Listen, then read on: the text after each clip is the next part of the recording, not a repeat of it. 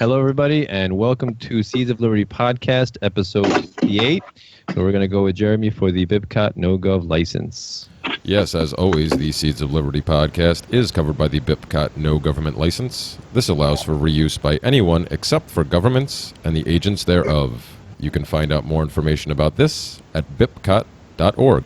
So today we are absent the bearded Alabama fiend known as Dave Painter. So today we have Lou Feen standing in his place from the Freedom Fiends. And bearded Michigan fiend. Yeah. Much better choice. So today we have on as a guest Alma Sommer, who is an agorist and unschooling mother, and she's associated with the Jackalope Freedom Festival.com website, as well as undocumentedhuman.com and agoristmarketplace.com. So, and the Facebook page is all in the same names.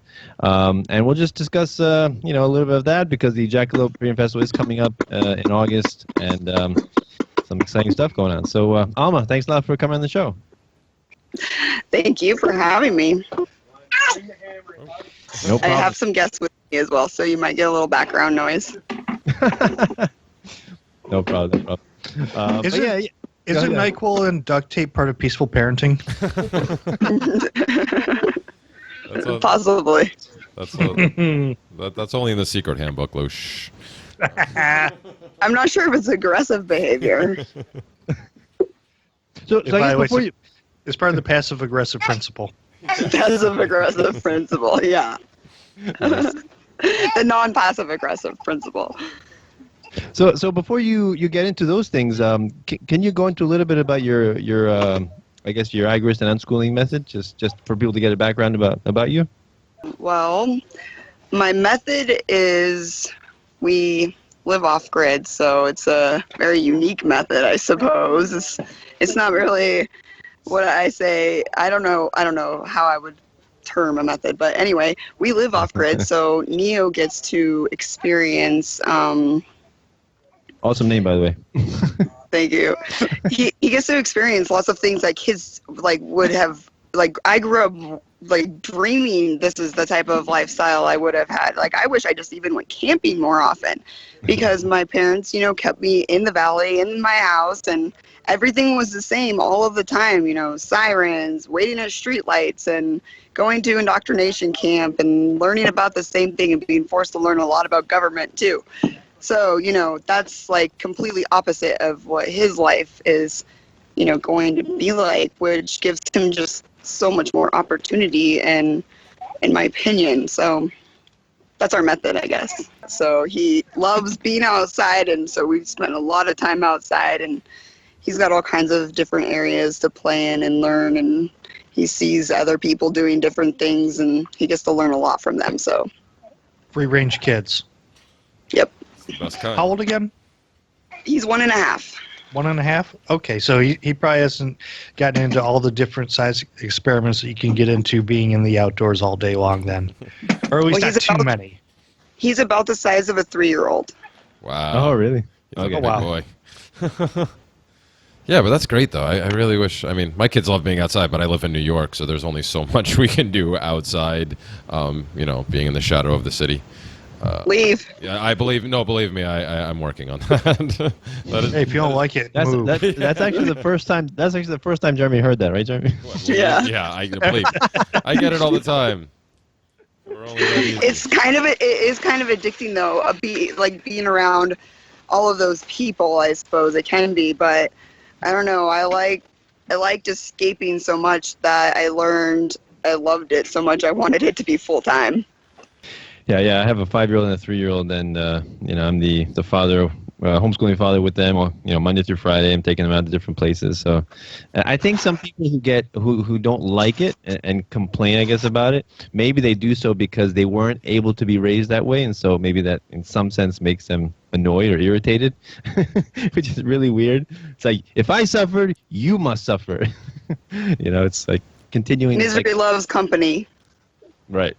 Continuing the cycle of violence, and then they're surprised that that society is the way it is, and why is there war? Why are people so hateful and bigoted and intolerant? And I think it's. Well, I believe if men had babies, the war wouldn't exist. Right. You mean if they actually gave birth? There's more to that. Like, because if you spent 9 months of your life, like, growing a child inside of you, you wouldn't be so easy to off another human being. Right. You as men in general. Any men who, maybe a man might feel the same way. Who knows? I have no idea. I see an awful lot of patriotic women out there that are willing to sacrifice their children to the state because the state is the only the state is the only modern religion that still demands child sacrifice. Right. And I can't count the number of mothers that have lost children that were posting on Facebook or something else and talking about how their son died protecting his country and how proud they are and everything else. And I understand that it's a defense mechanism because who wants to say, oh, yeah, I handed my kid over to the state and they murdered him. They sent him someplace where he had no business going and now he's dead because of it. But that's the reason why they teach kindergarten students to say the Pledge of Allegiance and they don't talk about the wars until later on. Well, when people lose someone close to them, they make up all sorts of reasons they justify why it happened. So whatever. Yeah, it's rationalization. It's a defense mechanism. But sometimes, like, you could deal with death really bad. So if you actually deal with it, like, you think they did something good and you're old and that generation isn't going to be around much longer anyway. Oh, I don't know. I call it baby boomerism. Yeah, or they say that progress happens one funeral at a time, right? Because the people who are stuck in the old ways and don't are rigid and don't want to change, I think that's the beautiful thing about peaceful parenting and unschooling is that we're raising the future, the next generation. The way you want the world to be. That's how you raise your kids. And that's what I say. That's what I'm doing. So tell me a little bit about Jackalope. And why you started that? And it's like 2 years old, right? I think. This will be 5th year. Yeah. The 5th year. Oh my gosh! Yeah, see 2012, right? You guys started it. I know. Where you guys been? I mean that. No. Okay, so it's expensive to come, to leave the state and go to another state. It's just expensive to travel, no matter what. So. I totally get it. I used to travel to New Hampshire. I went there for Porcfest in 2011 and 12. And I came up with the idea for Jackalope in 2011, but it was like Pork West. It was like, I kind of was doing like a Pork West type thing. Mm-hmm. And I got a little bit of grief from some people for that. So then we changed the idea to Scorpiopine with like a porcupine with like a scorpion tail. And then it ended up turning into Jackalope. So the idea morphed, and it wasn't just me. It was a group of other people who live in Arizona who wanted the same thing. So that's how it started. When you said you people had a problem with it, I'm guessing people from the FSP were not very happy, or at least supporters of the FSP did not take very kindly to you trying to. I see. That doesn't make any sense to me because. Not a lot of people want to travel all the way across the country to New Hampshire. There's a reason a lot of people originally said, "Hey, you guys are choosing New Hampshire. That's great, but what about everybody on the West Coast who doesn't want to go all the way across the country?" It ends up being like $1,000 to fly there and camp and pay. And as the fees started to rise, it just made sense to have something different going on. Oh, sure. Well, I mean, Lou, and you guys do the Midwest Peace and Liberty Fest, right? Which is more centralized. Oh, now I know who to talk to. It's like you can't get in touch with anybody. I'm like, fine, if no one's in charge, I'll just show up. That's cool. Oh, well, nobody's in charge there either, I think. But you can always blame Lou. That's what I do. we do have organizers, and if somebody were to get a hold of me and say, "Hey, I'm trying to get a hold of organizers," then I can point them in the right direction. I'm sort of an organizer, but I'm not close enough to be a full-blown organizer. That's what I like. Because then everyone just does their own thing. I don't have to wait around for permission. I don't have to wait around to get in touch with anybody. Seriously. Yeah, but I do understand where you're coming from with wanting to have something for the people on the West Coast. I'm in northern Michigan, and for me, it's little bit over 17-hour drive to Porcfest, going through Canuckistan if I don't stop for gasoline or anything else. So every rest area stop, every gas station, just everything out there adds more time to it. So my base is 17 and a half hours. It's 2 days worth of driving. And if I didn't go through Canuckistan and go through the border crossings and everything else, my base would be a little over 20 hours. So yeah, I'm going to Porcfest this like year. 10 stops along your way, to get to Porcfest or something. Yeah, so this is my last year going, partially because of where I live. But heck, just to get to Midwest Peace and Liberty Fest, it's probably 8, almost 9 hours for me because of where I live in Michigan. I have to go around the Great Lakes, or one of the Great Lakes. So yeah, but it's nice to have something to where people don't have to drive 2 days to get to it. Yeah. Yeah, we went to Libertopia a couple of years too, so a lot of people come from there. Yeah. Well, I mean, that's the thing. I mean, it's nice to have, I mean, the idea of Porcfest was great to try to get as many people together and essentially try to show what the, a voluntary society on a very small scale can look like. But, it's a pain in the ass to travel for a lot of people. I mean, I don't even have to go that far, and I've never been there. This is going to be my first and probably last year. And it's, like a 6 or 7 hour drive for me. But I think, like, Lou said, it's great for people on the West Coast. Of course, it makes sense to have something else out there. For people in the Midwest, it makes sense for at least multiple things to be there. And even if they're not these gigantic, festivals and stuff, just starting out and just getting more and more people getting the opportunity to get together. And then if you can manage to travel, then you go visit all the other ones. And that's how, that's how the message ends up spreading anyway. So, and you end up, maybe you go to one of these other places and you decide you actually like that area better than the one you're in now. So then you shift there, and I don't know. I just think it's silly that people get so, I understand if you're involved in putting them together and, really literally putting your heart and soul into these things, like wanting people to come to yours and actually, have it be more, worth it in that sense. But other than that, I mean, I don't understand why anybody gets upset about people choosing one or going to one and saying, hey, I can't make this one this time around, or I'm going, so what? We want more of these. We don't want to confine it to just one big one that everybody has to go to. That's just ridiculous. I mean, aside from the fact that just creates like a ridiculously weird echo chamber. It's also a great opportunity for all of us to get droned. So, that's just silly. Jeremy, you're obviously all these freedom festivals need to be regulated with the proper permits and certifications so that they're all so that we have some kind of standard with this freedom festival thing. That's Stop. Not all the festivals are receiving only half the participants.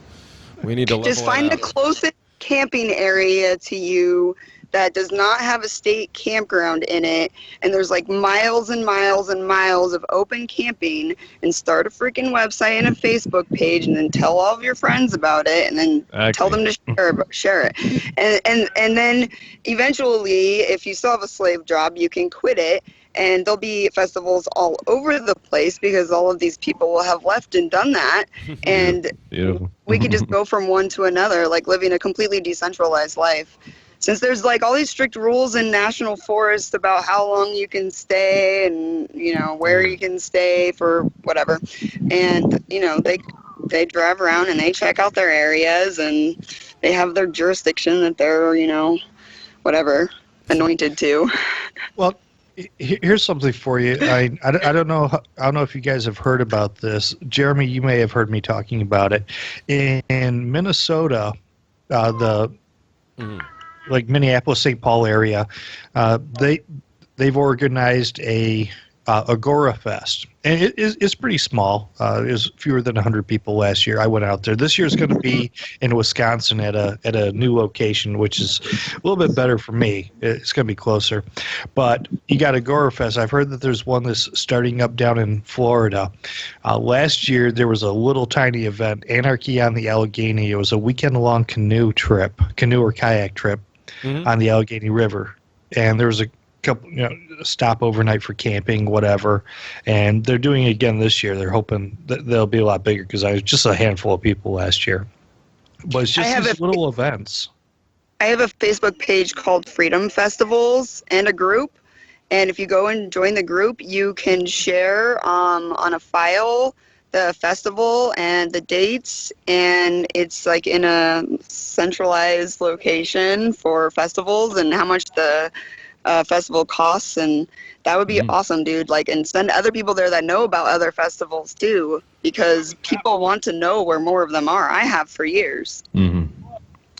Now, what's really nice about Agora Fest is when I went out there were a couple of people that I had seen on Facebook, but I wasn't Facebook friends with them. So obviously I'd never met any of them before.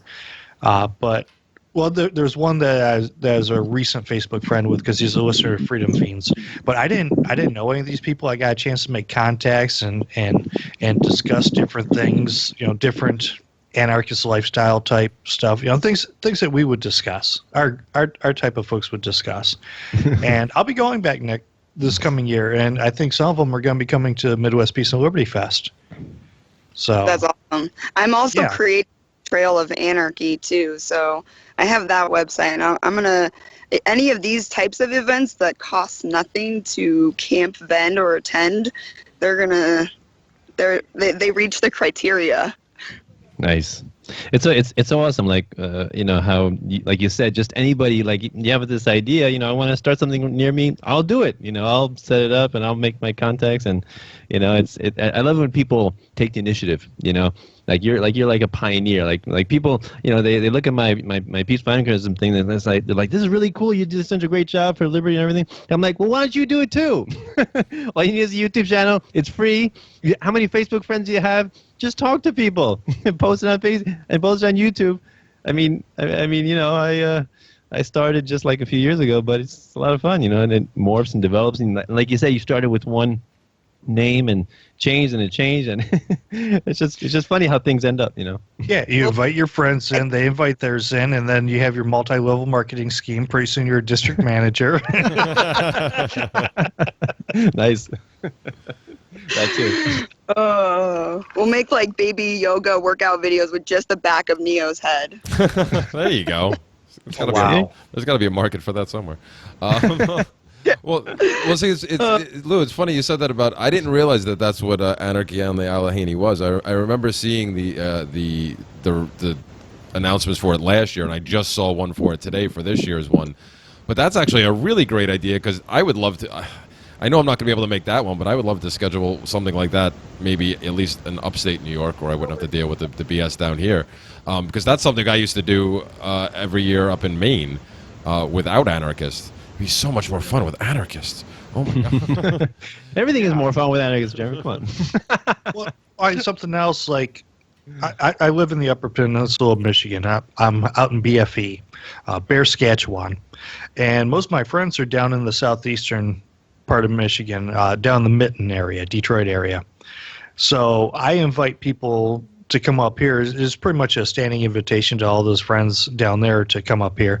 But like on long holiday weekends or something like that, I'll put together an event. And a lot of people have been able to get up here, and they don't like traveling on holiday weekends, but putting stuff like that together, and I've been able to meet a couple of the other anarchists that live up here and make these connections. So I have an idea, and if you guys are interested, maybe we should talk about it offline. But yes, it has to do with connecting these dots.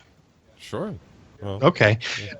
One other thing about camping, though, if you look at when you go into a campground, the people might be statists there, but they do live an anarchist lifestyle. Aside from the guy that as soon as he puts his camper in, before he levels it out, he has to put his American flag out on the thing.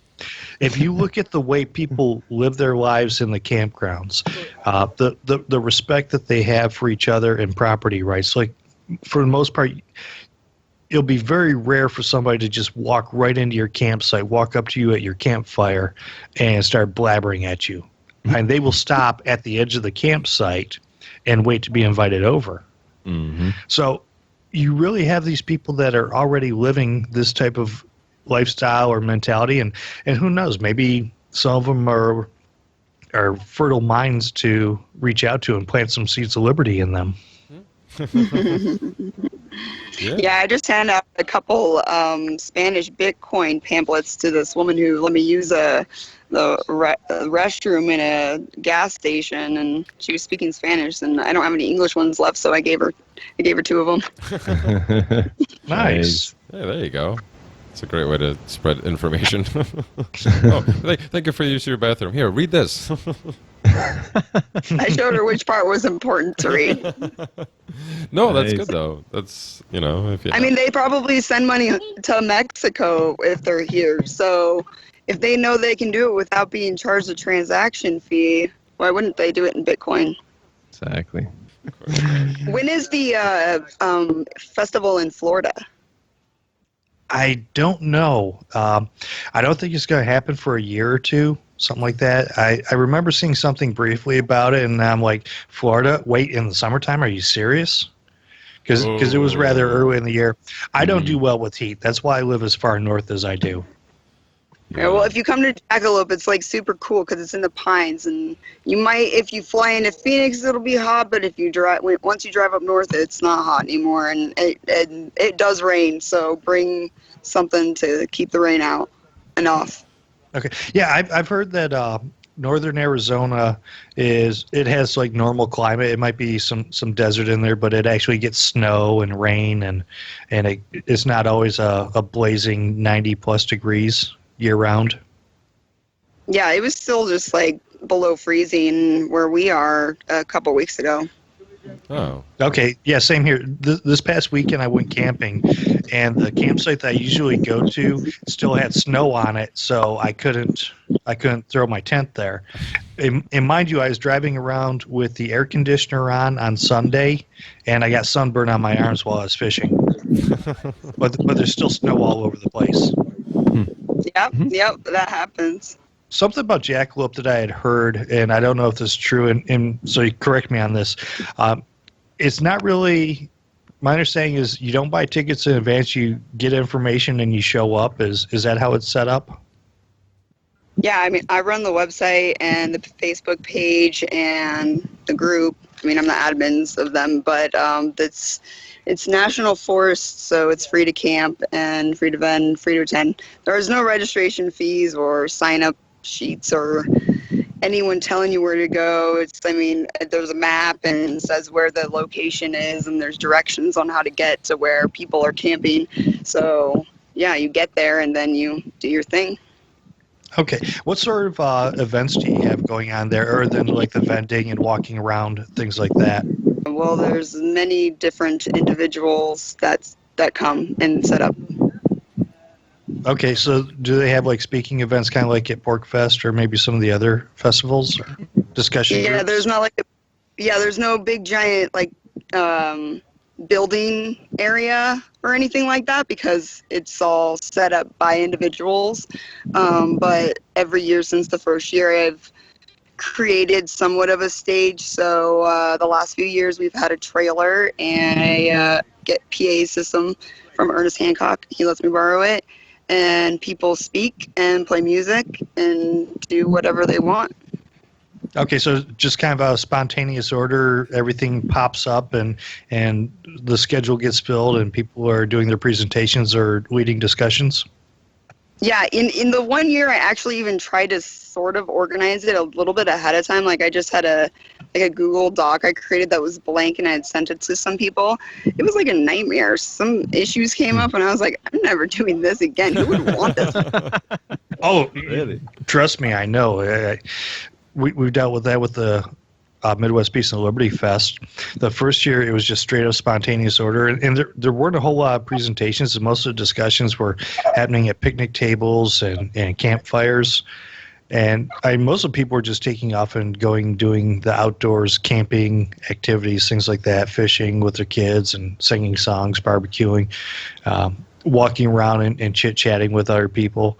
And I thought that was really good. When I go to Porcfest, I catch very few of the presentations. I think when I went to Porcfest in 2013, the only presentations I went were done by Michael Dean, Bill Buford or Ben Stone. And I caught a little bit of the other ones, but I had friends that were there. They had their schedule set up on their smartphone, and they were figuring out where they're going to go and which tent they had to be in at all these times. It's like, my God, it's like having a job trying to figure out all the stuff to do. Right.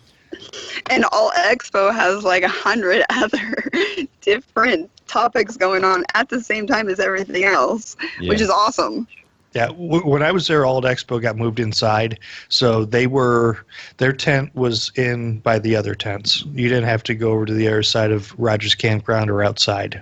Yeah, I can understand what I mean, not having to gone to actually any of these yet, it makes a lot of sense, though, that I guess it would be nice to have those things there if you're not the one setting them up. But like you said, Lou, anybody who's going to actually try to catch these things and have to like abide by a schedule, like that just seems like it seems like the antithesis of actually going to one of these things and relaxing and having fun and getting to just experience, different people and different ideas and different, and sort of a different type of lifestyle, especially for one of the week-long ones. That just seems like way too much. I don't know. You have to. Go ahead. You have to go back to your day job to get the rest of relaxation that you need after your vacation. No, Porcfest is pretty relaxing. I mean, honestly, even if you filled your phone with everything in the schedule, you could just be standing around and look at your phone going, okay, what's going on right now? There's 5 things going on. I don't feel like doing any of them. Well, no, that's what I'm saying. That's what I'm saying. To have it there, to be able to say, sure, yeah, if I want to go to something great, yeah, that's probably awesome. But anybody that's actually trying to make these things on the schedule, that just seems, ridiculous. That's what a mesh network is for. Yeah. I got you. I didn't have to look at my phone to know that I didn't want to go to all those things. Nice. Yeah. Well, like we're going to have it. There's a group called JackNet, and there's some people in there discussing how to create different types of JackNets, so mesh networks for Jackalope, and people will be able to log into them and quite possibly build their own website and make announcements and advertisements and tell people where they are and what their specials are and what they're doing or what they're speaking about. So that'll take care of that type of organization. Nice. Hey, what do you have for music there at Not the festival? enough. Not enough, please. If you are in that network, I got out of that music network years ago. So, and I'm a mom. I'm not in the Valley anymore. I'm trying to tap into it, but I need the help. Okay. Do you have musicians show up, like actual musicians that play in bands and perform live and stuff like that? Or is it maybe the hippies that show up and they strum the banjo around their campfire? All of the above. Okay. Nice. Any rappers come and perform there? Yes, Fetty Profound. Fetty Profound has come to perform, and he's been a long time Liberty friend, so check him out. He's awesome. Cool. Never heard of him. Cool. But yeah, like the first festival I went to was with Jeremy's Liberty Fest, and I was very happy he asked me to go because I don't think I would have went otherwise. But it was awesome. Oh yeah. Yeah, in Brooklyn. Yeah, and oh man, I mean, I think the best part about going to a festival like that is the casual conversation, not the speeches really, but the stuff that you learn, the connections you make, the networks you make. You just you can't put a price on that, and you can't schedule those things either. That's the most important thing. That's the best. That's what I look forward to. Those kinds of things. Yeah, there's no lack of campfire conversation at Jackalope. Yeah. Well, see, go ahead, Lou. I prefer those smaller, more intimate, quieter events. And Diana had a really good explanation or comparison between like the Midwest Peace and Liberty Fest and Porcfest. And she said that ultimately the smaller festivals are more intimate. You don't have as many people there. You also don't have all the celebritarians running around like, oh, look at me. Do you want my autograph? Or, just all this other nonsense. Adam will be there this year, so, one will show up. Usually one shows up. Adam showed up to Midwest Peace and Liberty Fest last year. He happened to be in Michigan on his Freedom Tour, and somebody had sent him an email. He's like, okay, yeah, sure, I'll come out there. And so he and his girlfriend, dog, and the camper showed up and did the little speech on Yeah, Sunday. he loves camping. He lives in a trailer. Yeah. So, it was kind of neat to meet That's him. cool. Had a nice little interview with him. But and I also thought he was pretty down to earth too. But Yes. at these smaller events, you have a lot more opportunity to go over to somebody's easy up and sit around there and just shoot the ball. Yeah. Well, that's why Danilo Especially if they're cooking. Well, that's why I want to hang with Lou at Porcfest. That's The assault kitchen. Exactly. Yeah. That's why when the plans got all screwed up, I was like, oh, I'm not going to be actually at the assault kitchen when I wake up in the morning. That's so sad. It almost made me not want to go. You're staying on Joe and Nicole's site. I'm not staying. Right? I'm not staying with you though. I was going to wake up to the assault kitchen. Now I have to actually walk somewhere. Man, come on.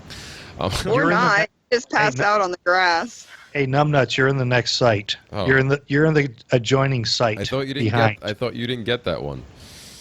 No, I'm checking up with the Freedom Fiends webmaster. Oh, I got you. Okay. The Slopies. Gotcha. Well, Derek? Yeah. Yes. I know Derek. Derek and Donna. Yeah. And Derek's getting around. Every time I hear something, I hear his name. He's like taking care of everyone. Lots of people. He's doing business good. Yes. Good. That's awesome. Yeah, well, I mean, you guys are talking about these, the more intimate events, which I actually would enjoy more, I'm sure, because anytime I did camping trips, if they got to be too many people, it just was too much for me. But Danilo brought up Liberty Fest, like that's what we have here in New York, a 1 day, Yeah. 1 day, maybe if you're lucky.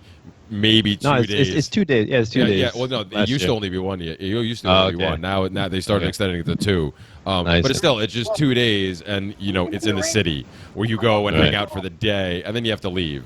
I mean, granted, the last one I went to, I ended up, speaking of Adam, I actually had it because a friend of mine was there who knew Adam. We actually ended up going out for drinks with him and a couple other people, but it's in the city. It's loud. It's obnoxious. I try to avoid the city like the plague as it is. So these, events like this, being able to go out and camp and just get away from everything else and get to be with people and get to mingle and talk, like you said, just sit down anywhere and say, hey, how you doing? Strike up a conversation and, make some new friends is, I don't know. Like I said earlier, I really wish more people would get involved in this and just, like you said, just even just small, like start with 5 people. Who cares? It doesn't matter. Seriously, there was maybe 70 our first year. Maybe. Yeah. I didn't take any kind of census report. Never. All right, everybody, stay in a single file. Register your shells. Show us your papers. We had a deregistration table. Deregistration table. That's great. People did fill out the forms. This is very funny because some of the questions are kind of invasive. We do have a form, but it's just a joke. The first Midwest Peace and Liberty Fest, there was a registration for it, and because we had it in a state campground, when this thing was put together, I wasn't even part of the group yet, but they said, hey, let's do it here. It's a big area and lakes and everything else, and now it's a private location, but that they had to have reservations made, and they had to have a deposit on the location. So that's why they had the pre-registration and paying in advance and everything. So with Jackalope, since it's no pay camping, just show up and do your thing, I can see where that'd be a whole lot easier for you guys. But like our current location, we have to put down I think a $300 deposit each year. Something like that. Yeah, well, it's got to be more. Get donations for that then, and then make it free. Yeah, well, the place that we're at this year, well, for the past 2 years and this year, they charge by the people. So it'd be kind of hard to do the donations. And why we keep being counted as livestock? It's private property. That's how they want to run it. Yeah, that's why we get porta potties, and when they need to be emptied, we take care of it. Like, everyone takes care of it. Tip them over? No.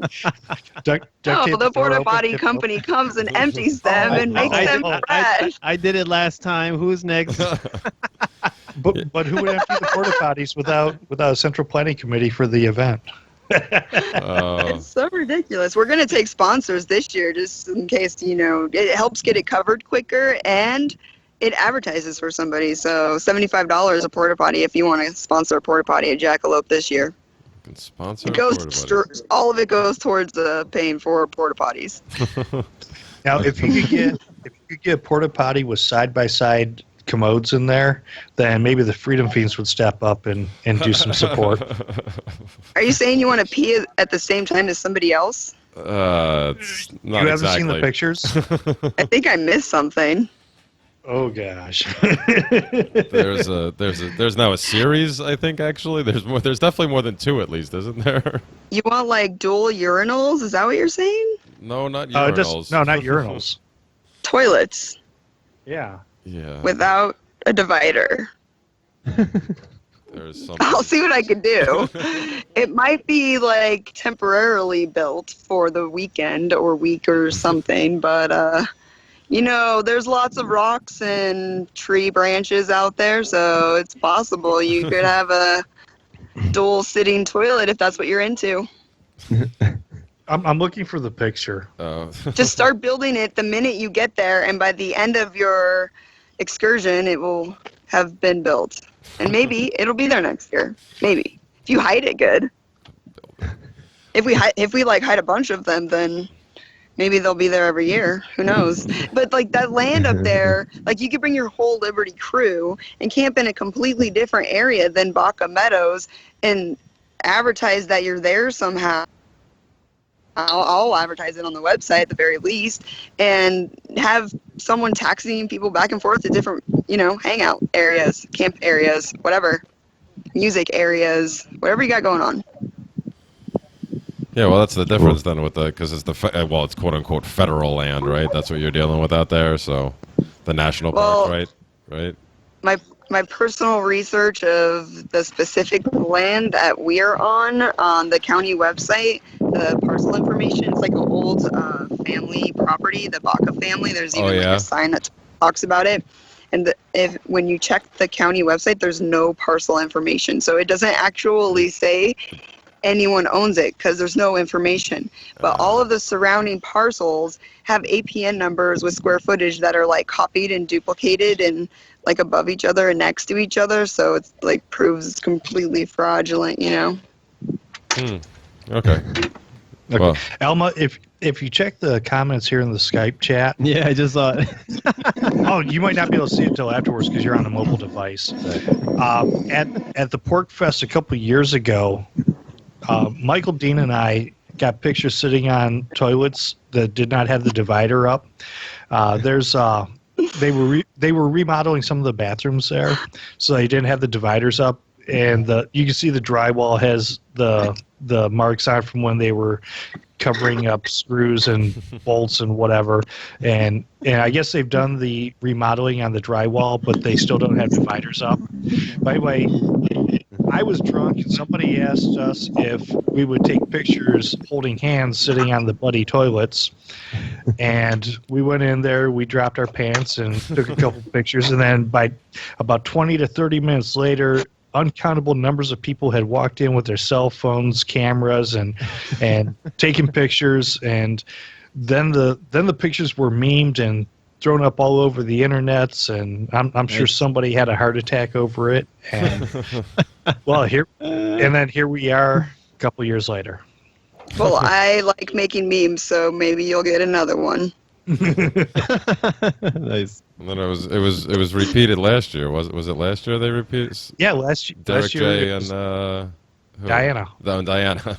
Yeah, but Diana put a paper bag over her head. I guess she wanted to be the unknown comic or the unknown squatter. Don't we all? Yeah.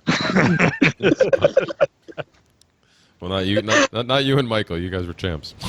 Yeah, and Derek J's junk was covered by a BIPCOT no government license. Literally. Oh, that's too funny. I don't remember if I actually saw that picture. I remember hearing about it. Well, I think it's the sexiest picture of two men sitting next to each other on a toilet ever. There you go. There's a high I'm note. hoping there's not a whole lot of those out there. But if there were, Oh, I've seen the sexiest one I've seen. Definitely. Okay. So for the listeners out there who can't see this meme that I posted it has some microphones photoshopped in there and some audio equipment, and it says the Morning Zoo Crew radio show. It's the Freedom Fiends' new gig doing the Morning Zoo Crew.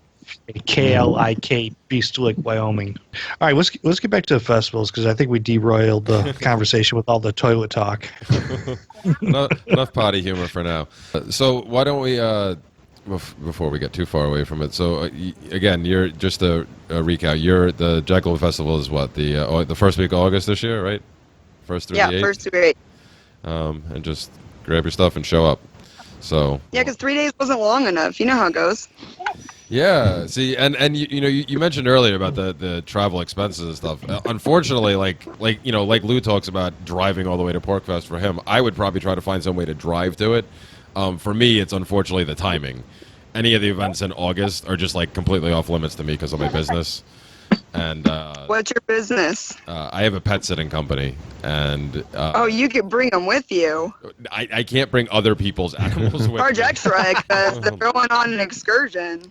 If I could, you got a permit to carry those dogs across state lines. Exactly, that would be my problem. Those are roaming dogs. Yeah, unfortunately, because I interchange dogs so often, and I also have to go to other people's houses. It just doesn't work. August is just because same reason I missed I have to keep missing the Midwest Peace and Liberty Fest. I wish I could. It's just a horrible time for me. It sounds like you're just gonna have to kick ass and then save up a bunch and then take off a whole month, or have two different jobs and you do that one for a month. Well, eventually I'm gonna find my way out of this business. Hopefully, I need to find something else to do because I do want to get out of New York, and my business is tying me. Well, my business and my kids are currently tying me to New York. But once I figure out something else to do and can get away from here, I would more than happy to do it. And then I won't have to worry about August being a busy month for me, hopefully. Yeah, well, if you can plan a trip of markets on your way there, then you could make money at all of the markets you stop at along the way. Yeah, that's the one. Unfortunately, my business is not built for that. Actually, I'll just throw this out there. There's a lot of dogs that come camping, so you could actually maybe contain them and play with them for a little while, and owners might There you go. Daycare for Bitcoin, Jeremy. Right. We have a jackalope hunt for the kids. Why not some kind of hunt for the dogs? As a matter of fact, you'll see people chalk the roads going through the campgrounds at Rogers for Porcfest, and it will advertise dog sitting, babysitting, just all these different things. Go to a campsite such and such, or text this number, and the child labor there is just off the charts. Those kids are running around making mad coin. Take Dash. Yeah, they whip out their little ready. cell phone and say, "Here, hit me up." Pay me. I'll take care of your dog. Here, scan my QR code. Give them a Dash QR code. That's awesome, though. If my kids were a little older, they'd be doing that too. Heck yeah! I'm gonna put it on Neo's T-shirt or something. Donate to Neo. Now, speaking of kids, what are the kids' activities that are lined up, and what usually winds up happening there as far as kid activities? Well, they're very good at occupying themselves. They play that murder game or whatever, and we have a jackalope hunt, and I've split up the ages now so that it's harder for the older ones. There's 3 different groups, and each winner gets a real rabbit from the Magpie homestead, so that's kind of cool. You can either eat it or keep it as a pet. I'm probably going to get a bunch of angry comments for that. The vegans are in full force, let me tell you, man. They are you're violating the nap, you meat eater. And I'm like, oh, the murderer. How dare you?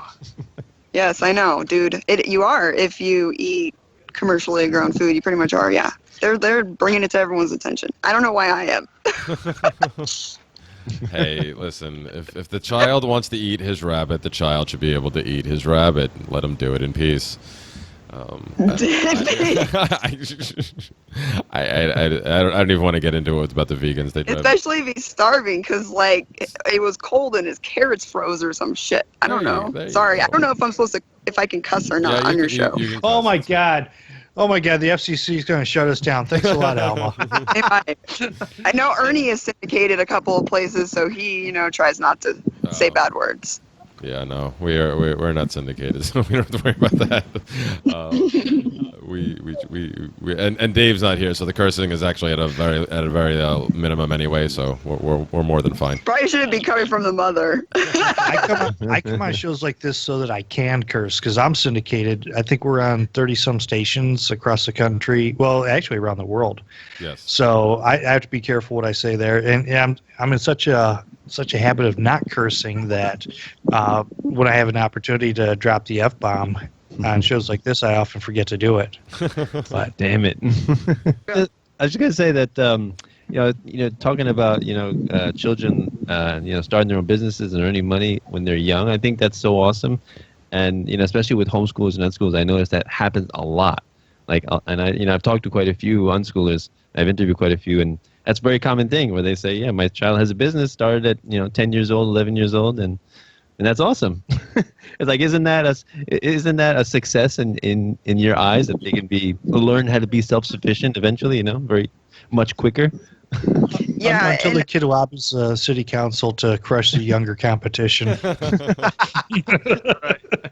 if they're going to choose to stay in the United States, they're probably going to have to use Federal Reserve notes for a little bit longer. So, until they don't exist anymore, or until enough people in his or her local network is using cryptocurrencies or some other kind of trade network, if it's large enough, then they can completely survive off of that. And there are people that have figured it out. It's not like a new idea. So it's really whatever we can create for them and leave them with. Now, going back to the kids' activities at Jackalope, do you have like some hippies that'll do some arts and crafts and things like that? Sure. The kids are, you could call them hippies. They do arts and crafts. There's some hippie parents, I guess, and they bring craft supplies for their kids. So there's some different things like that for sure. Yep. Okay, because my hippies, Jason and Mary, they're always creating artwork out of all sorts of stuff. They repurpose the roads. Like they'll find they'll find the yellowish orange paint or tape or whatever that's on the road, and they'll make wallets out of it. And all sorts of crazy stuff. You'd have to see it to believe it. I love them. Those hippies are so damn cool. But well, Jackalope could definitely use original everything. So yes. Yeah. They're kind of nocturnal. They're kind of like cats. They sleep a lot during the day, but then they go around in the middle of the night at Porcfest and they'll decorate your campsite while you're asleep. So kind of like you have no idea what your cats are doing while you're asleep at home. That's how my hippies are. Your hippies. Yeah. So and you feed them, you water them, and keep them happy. Plenty of bacon keeps their coats nice and shiny.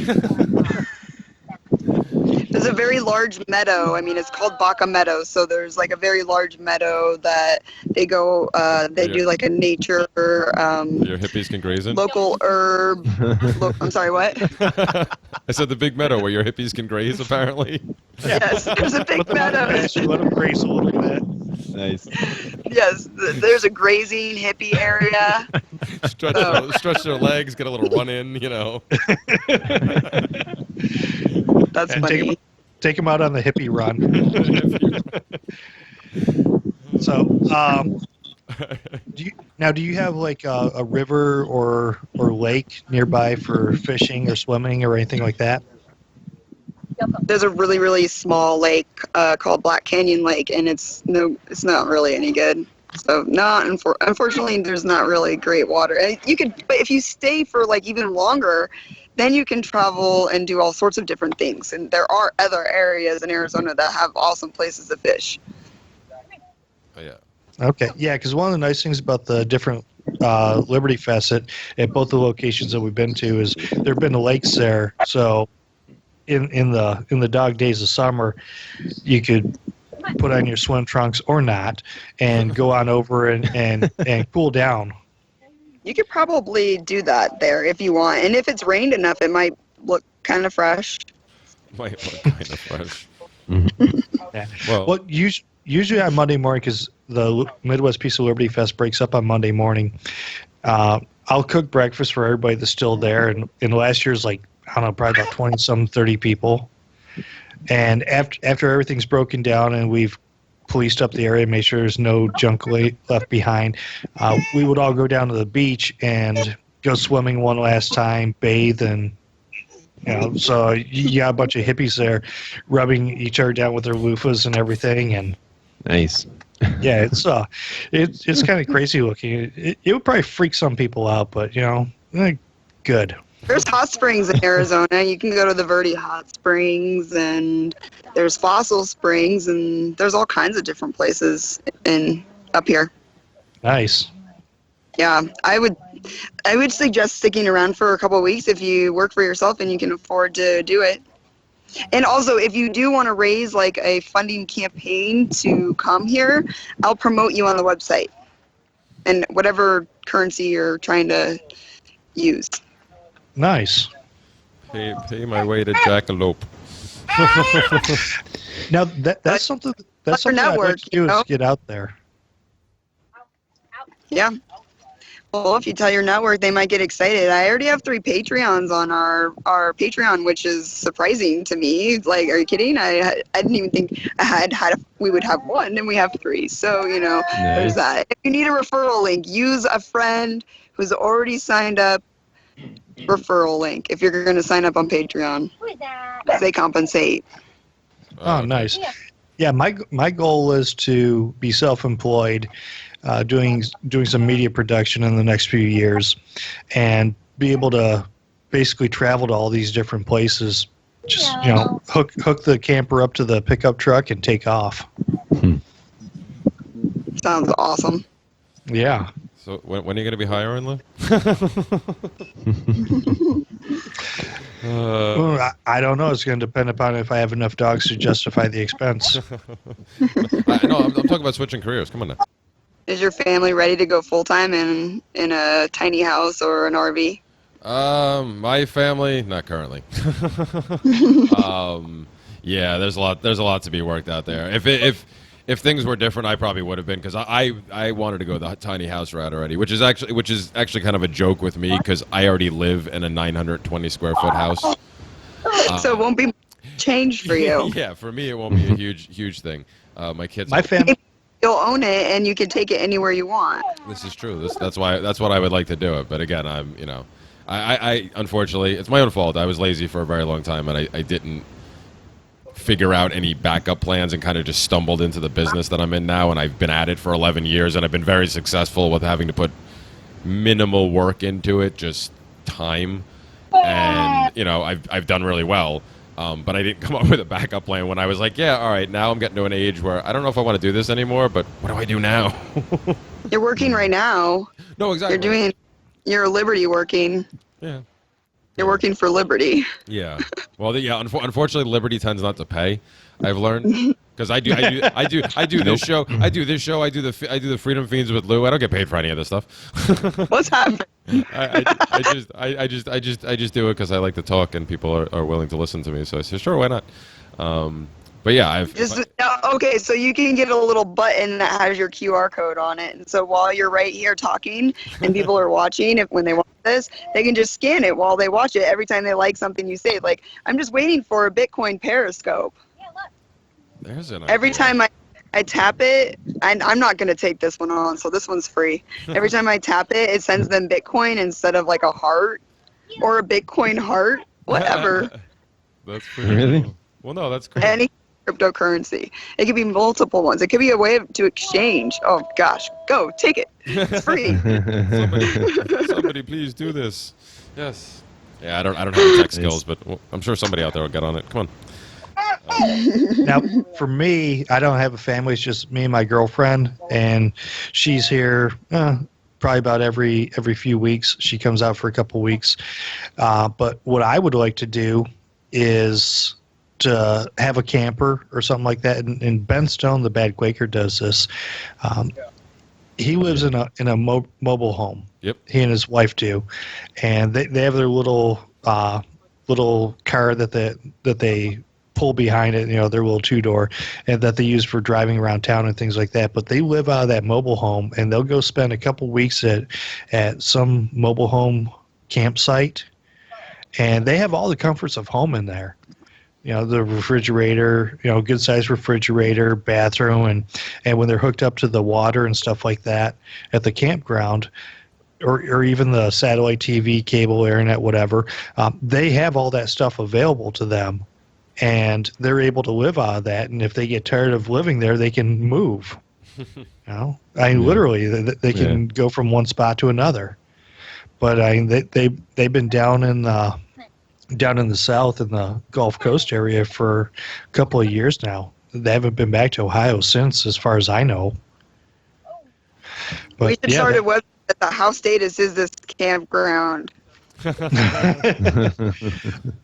And aside from the people putting out the flags, which I think is more habitual, you don't see a whole lot of love for the government in there. A lot of those are like, they love old America, and they're like going to love it till they die. Yeah, it's a lot of old veterans that are like, well, yeah, I know deep down that I fought for a corrupt government, but hell, I can't admit it now because then I'm really going to feel like a chump. So I'll just keep living the lie. They lived the lie so long that I don't think they could. Well, I mean, look at the veterans that commit suicide. They can't handle the lie. Yeah. Well, when somebody thanks me for my service, I literally cringe more often than not. I get this involuntary look on my face, this involuntary reaction of, seriously? What are you thanking me for? Do you have any idea of the things I've done? What did I do that you appreciate so much? And then they'll come back with some other canned answer like, oh, well, your sacrifice. Well, when I was in Germany, the only thing that really got sacrificed was my liver. that type of stuff, people saying that to you is actually habitual. Reflexive. It's reflexive, right? That's a good word. It's like maybe somebody if we didn't serve our masters, they would have beat us. Right. Yeah. I was at a park recently with my kids, and the kids were playing on this. There was like a monument, but I didn't know it was a monument. And then it was like fenced in. There was like rocks and flowers, and I was with a bunch of other homeschooler kids, and they were playing in that area with the flowers and the rocks and the monument. And then this older gentleman comes over and he says, "Are those your kids? Do you know that that's a war memorial?" And he just walked away. And then I looked over and I made sure to read, and it's like, in defense, or it's in memory of those that sacrificed their lives in defense of our great nation, something like that. And I made sure to tell the homeschooling mothers there, like, you see, focus on this word, defense of our great nation, in defense, going over an ocean in defense, right? Focus on that phrase, please, okay? Oh, you're focused on that part. I was thinking more along the lines of, I would have told them, well, they're celebrating life. Yeah. Right. Yeah. That's the other thing. Like, if this was they're real, alive because of this. Like, come on. Oh, well, the other thing is, I would have said is, wouldn't you want the kids to be happy? Like, isn't that what flowers and rocks are for? Like, for kids to be happy. They'd be crying and lighting candles. I know. Right. Is there any greater vision of freedom than children playing and laughing? Right. Didn't those people fight for life? Freedom? Didn't they fight for freedom? Didn't they fight for children to be able to play and laugh? Way back when the Germans stole American freedom and they had it hidden in bunkers all across Germany, American soldiers went over there and they recovered it. Yes. Back when the North Vietnamese took the right to vote and they were hiding it in the little tunnels in the jungle, American tunnel rats went in there and they grabbed that right to vote, they put it in their backpack, and they brought it back to America. So quit being such an ungrateful fucking cur. Amen. See, I knew I could go the whole show without saying fuck. There you go. You guys are right, though. Obviously, it's funny because yes, that is what they supposedly fought for, and they want them to do that, just not in the special places. We fought for your freedom. So not the special places. Now quit using it. Just quit using the special places. The tax paid, the stolen money paid places. Well, yeah, but that's all monuments and all quote unquote government property. It's supposedly paid for by you, but you're only allowed to be on it at certain times or not on it at all, or you get frowned upon for looking at it funny. Like well, it's like that even on your own land. Well, of course. It's insane. We live in insane. I don't know what people are doing. They're just sitting at their jobs going, it's my job. Well, quit your job. There's like food banks all over the place. You're not going to starve. Look, freedom is like fine china. You don't actually use it every day. You put it on in the cabinet and you save it for special occasions. And if you're God. If you're living your life because you're in debt, like don't kill yourself. Just quit using FRNs and save yourself.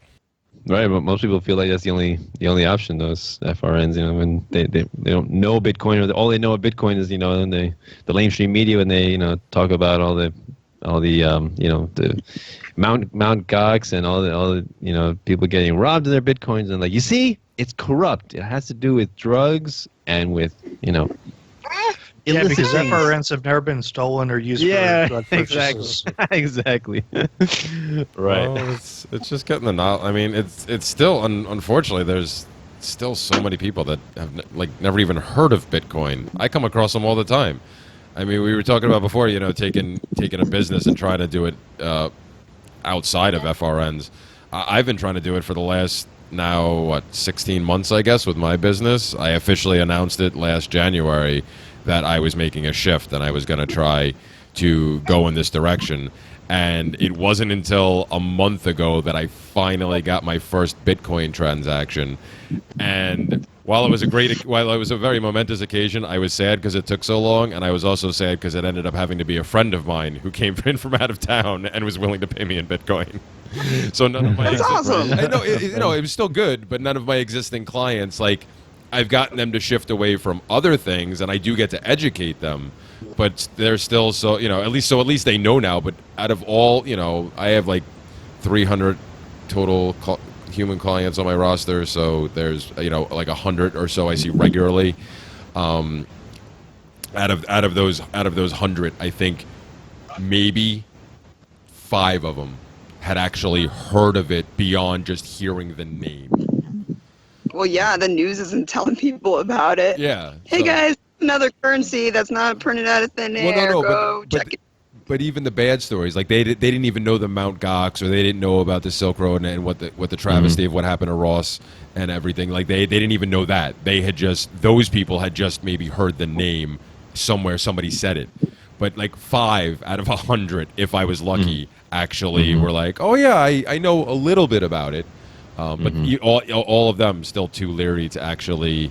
I tried to convince them. I'm like, hey, I'll help you set up a wallet, and I'll even throw a tiny little bit in there to just show you how it works and all this stuff. And they were still, And